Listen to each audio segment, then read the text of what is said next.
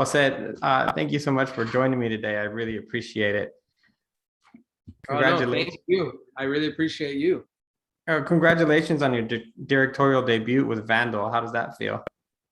Oh man, it's exciting. I've had this movie in my head for since I was like 15. So to finally get it done and get it out there is an awesome feeling. So let's talk a little bit first about the film. Tell us a little bit about the premise of the film, and then we'll get a little bit more into your background.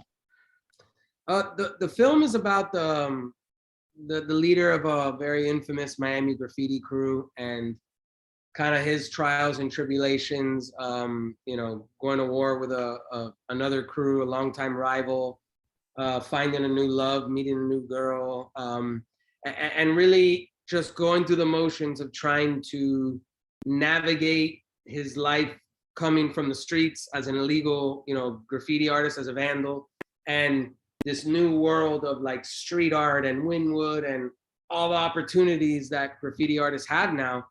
And him just kind of breaking out of that old mold of like, streets and illegal and graffiti and being open to evolving and changing and kind of using his talent and art for good. Mm-hmm.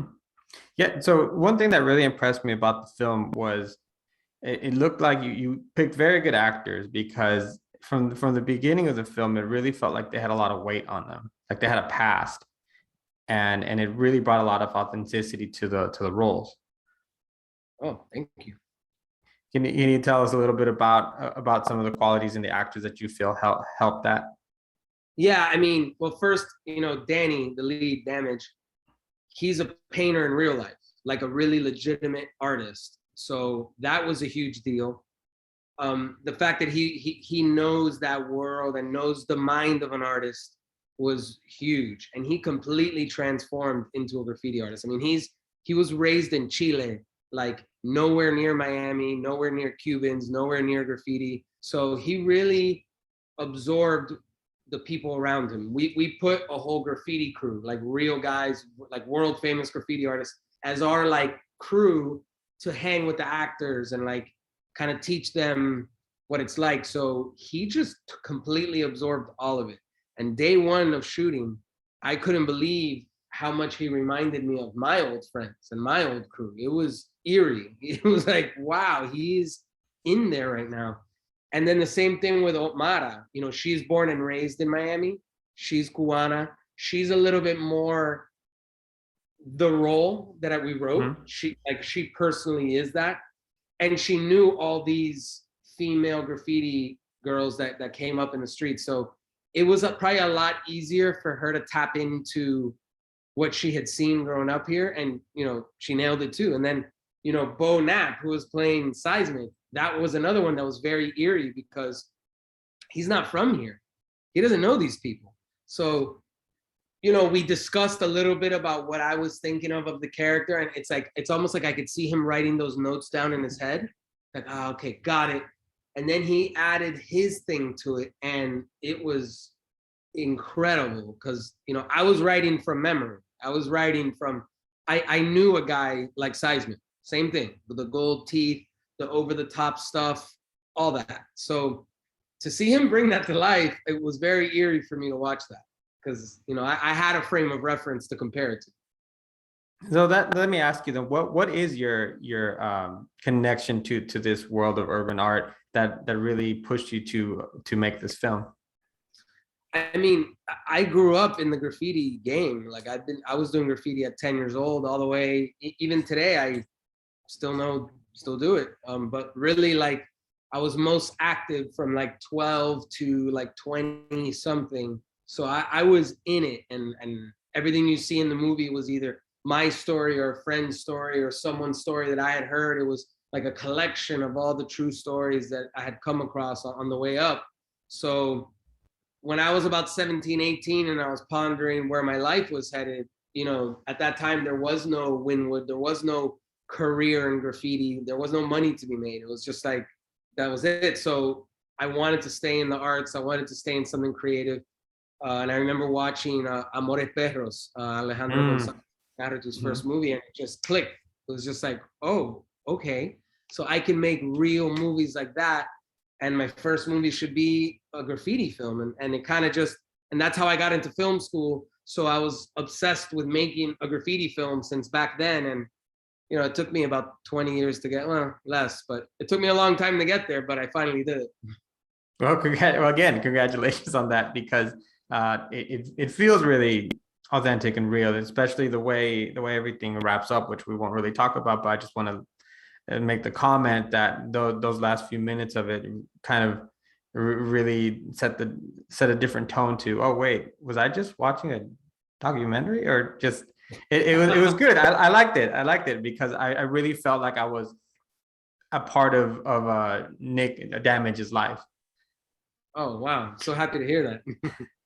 Yeah, so I want to ask you about getting your actors to display assertive emotions when they're talking to each other versus when they're painting or drawing, because I noticed that sometimes they were kind of having a hard time expressing themselves to each other, but as soon as it went on a notepad, it was going on a wall.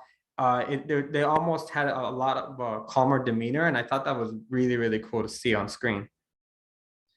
I mean, yeah, like that is an interesting observation by you for sure. That you know, that is real life. A lot of people have a hard time talking and expressing themselves. You know, especially any artist will tell you they probably express themselves the best when they're doing the art. And you know, graffiti is collaborative at times. Like when they do that mural for Pharaoh, it took, you know, 15 people to do it. So you're all kind of like working together. And there was a little bit of a dance that had to occur between the real graffiti artists, the actors, the cinematographers, the lighting, the art department. Like all that needed to flow together in order for it to look real and for it to look like how you said, like, you know, like just emotional and credit to the actors, because, you know, everyone that agreed to do this film, I think generally had an interest in graffiti and art. I would even say a curiosity, you know, and they certainly explored that within the production and their performances. They embodied what it is to be an artist and a graffiti artist, even if they weren't. So I gotta say, kudos to them. It's such an amazing career to be an actor and an actress because of things like that, because you really get to explore so many different worlds and perspectives, and then by what they learn, they're able to, with your direction, share that world then with everybody else, right? For sure. I'm still fascinated by that. I mean, I've produced a lot of other things, but this is certainly the first time I direct. And never have I been more respectful of actors than after directing a film, because what they do is it's hard, man. It's not easy. I give all actors a lot of credit. We see graffiti art in a lot of urban films and things like that. What's one thing maybe that stands out to you that you feel that usually Hollywood gets wrong? I mean, I've never really seen anything in film or TV that, except for like the old school stuff, like Wild Style, Star Wars is a documentary. You know, there's some movies that have come out throughout the years. I would say, I'm not gonna name anything by name, but all the more recent films that deal with like graffiti and art, I personally don't connect to them. I don't find them to be real. I don't find them to be authentic. I respect anybody that makes a film about graffiti and art, because there's not that many of us. But you know, personally, I just, it didn't reflect, I guess, what I knew or experienced. You know, we went out of our way to make sure that some of the most world famous graffiti artists were involved in this film. Like, I'm talking some, you know, there's Risk, who's like the godfather of LA graffiti. There's Dax, who's an Atlanta legend. There's like June and Smash, who are legends in Miami. And then there's some people that I can't even say their name because they're still only doing illegal graffiti. And they're out all over the trains and the freights in this country, you know, causing mayhem, millions of dollars of damage. And the only way I could get them in the film was to not use their name, you know. So the streets know, and anybody that does graffiti that sees the graffiti in the movie will know exactly who these people are, but I can't really say their names. So I like to think that we've made the most authentic graffiti film, if not ever, up with the legends like Wild Style and the classics, you know. I think you did a fantastic job. What do you feel is the attraction to continuing to do illegal art instead of going, I guess, the right way? I mean, it's the rush. It's like when you see Kevin Durant playing in a basketball game, like he's out of breath and he's just like bawling. He's just like doing it, and he's alive. When you see a painter painting a canvas in a studio, they're alive. They're it's going.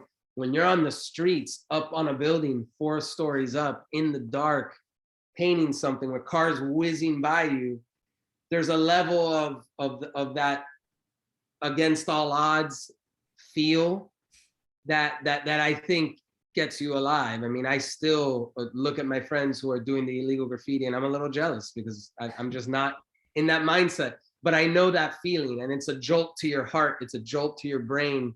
You know, you'll never feel more alive than when you're running from the police. I'll tell you that. One final question. What do you hope audiences take away from the film? You know, more than anything, whether they like it or dislike it, it is really the same to me. I just appreciate anyone that wants to watch it. Anyone that is fascinated enough to say, you know what? I want to check this out. I want to see what this graffiti world is. I like for people just to be interested enough to see a film that takes place in this world. And then I think on a deeper level, there is a message of don't be afraid to change. Don't be afraid to evolve. Don't be so stuck in your in the one way of doing it. You know, be open to stability and not being arrested and going to jail, and using your talent and your art for good, I think. Jose, thank you so much for your time. I appreciate it. I personally enjoyed your film. We'll definitely be sharing it with a lot of my friends, some who did grow up doing the same thing. I remember seeing them sleeping over sometimes, and in the middle of the night, they're like, I'll be back in a couple of hours, taking their backpack and then showing me pictures the next day, which is always fascinating. And I was like, why would you do that? But films like this help understand a little bit better. Oh, dude, I'm so happy to hear that, man. Thank you so much. Okay, take care. Take care.